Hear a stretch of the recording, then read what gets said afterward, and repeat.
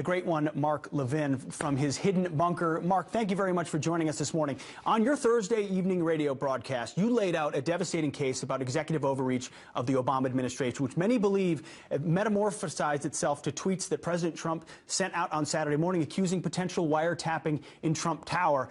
We want to give you a case here this morning to lay out what you know about it, and the evidence you have for the potential executive overreach of the Obama administration. Well, pleasure to be here. The evidence is overwhelming. This is not about President Trump's tweeting. This is about the Obama administration's spying. And the question isn't whether it's spied. We know they went to the FISA court twice. The question is, who did they spy on? The extent of the spying. That is, the Trump campaign, the Trump transition, Trump surrogates. And I want to walk you through this, the American people. Exhibit 1. Exhibit 1. This is all public.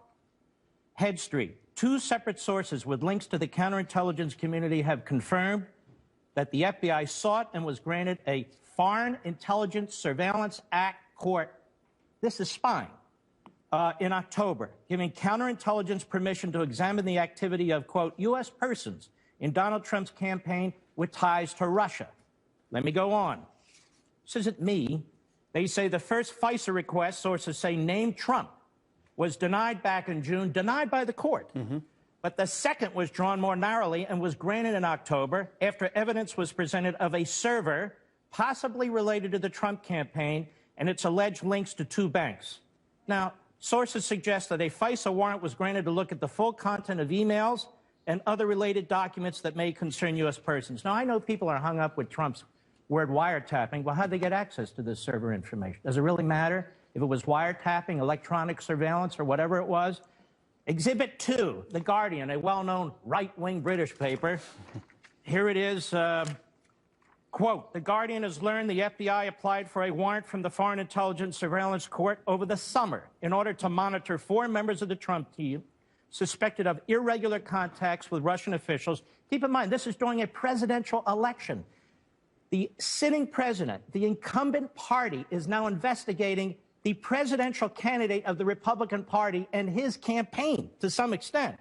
The FISA court turned down the application asking FBI counterintelligence investigators to narrow its focus. According to one report, the FBI was finally granted a warrant in October.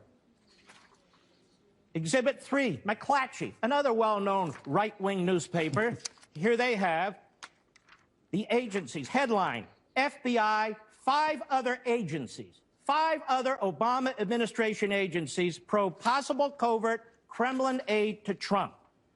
The FBI and 5 other law enforcement intelligence agencies have collaborated for months in an investigation into Russian attempts to influence the November election, including whether money from Kremlin covertly aided presidential-elect Donald Trump.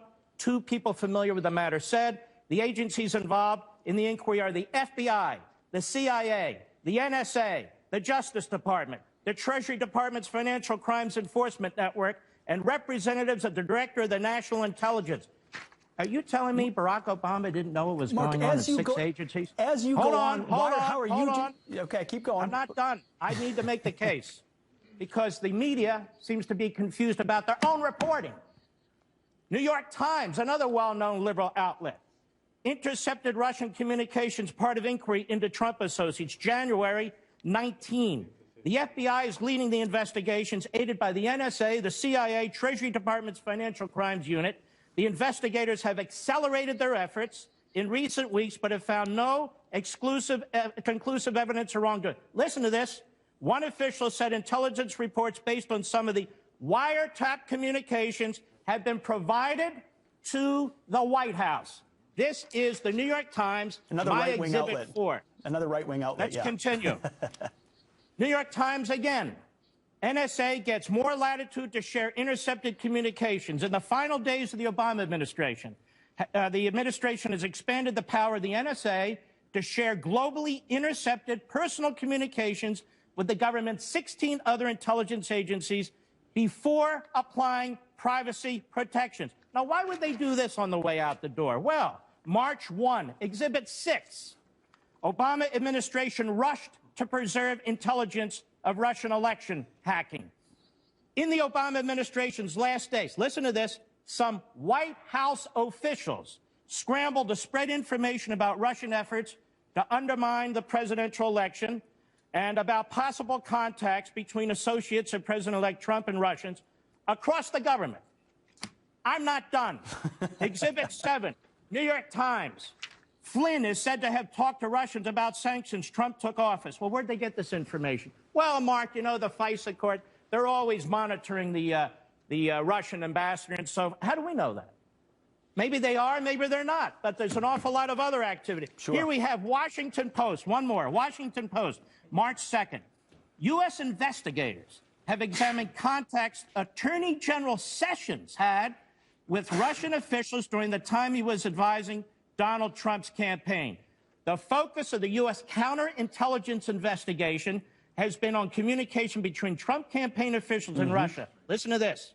The inquiry involving Sessions is examining his contacts while serving as Trump's foreign policy advisor in the spring and summer of 2016. This has been going on for a year. Well, Mark, now, as you do on your radio program, you lay out a devastating case based on public documents, as you point out, and not right-wing sources, but mainstream left-stream sources. How confident are you that this investigation, which was on so-called Russian hacking, but now the White House says this morning will be broadened to looking into executive overreach, how confident are you they will find something there? I don't know, but they already found something. The issue isn't whether the Obama administration spied on the Trump campaign or transition or certain of its surrogates. The issue is the extent of it. They went into court a second time. They were so aggressive. They waited 4 or 5 months. They go back in October, weeks before the general election. They narrow their request. All of a sudden, we have leaks coming out on Flynn. Then we have a horrible meeting that took place between Sessions and so forth. And I'm telling you, as a former chief of staff to an attorney general of the United States in the Reagan administration, these are police state tactics. Now, what did Barack Obama know? He knew everything I just read to you apart from 1 or 2 articles. You know how I know? It's in the newspapers. It's right there. So Barack Obama not only knew this, but he gets a daily intelligence briefing. And let me tell you something about daily intelligence briefings. If your attorney general and your FBI is going to the FISA court to get a warrant to investigate aspects of an opposition party in the middle of a general election campaign, how much you want to bet the President of the United States knew that? I don't want to bet you on that. Read his opinion. Mark, we were about to hit a hard break. Is there any way you could stick around for 1 more minute, ask you 1 more question on this? That's fine. You got it. All right, more with Mark Levin on Fox & Friends right around the corner.